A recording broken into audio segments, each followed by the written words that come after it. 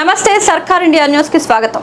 ఆంధ్ర రాష్ట్ర ముఖ్యమంత్రి నారా చంద్రబాబు నాయుడు గోదావరి జిల్లాలలో పర్యటన కొనసాగుతోంది.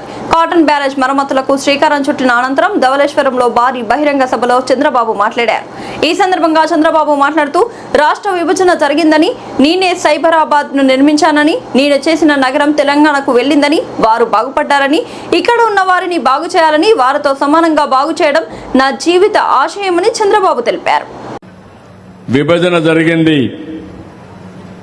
కొంత నేనే హైదరాబాద్ ని సైబరాబాద్ ని అభివృద్ధి చేశాను. ఈరోజు దేశంలో హైయెస్ట్ తలసరి ఆదాయం ఎక్కడంటే తెలంగాణ రాష్ట్రం. దానికి కారణం ఏంటంటే సైబరాబాద్ నగరం.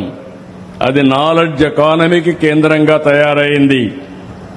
అదే సమయంలో విభజన జరిగిన తర్వాత నేను ఎప్పుడు ఆలోచించేవాడిని, నేను చేసిన ఒక నగరం తెలంగాణకి వెళ్ళింది, మంచిది, అక్కడుండే వాళ్ళు బాగుపడ్డారు, ఇక్కడుండే వాళ్ళని కూడా బాగు చేయాలి, వారితో సమానంగా పైకి తేవాలన్నది నా జీవిత ఆశయమని మరొకసారి మీ అందరికీ విజ్ఞప్తి చేస్తున్నా.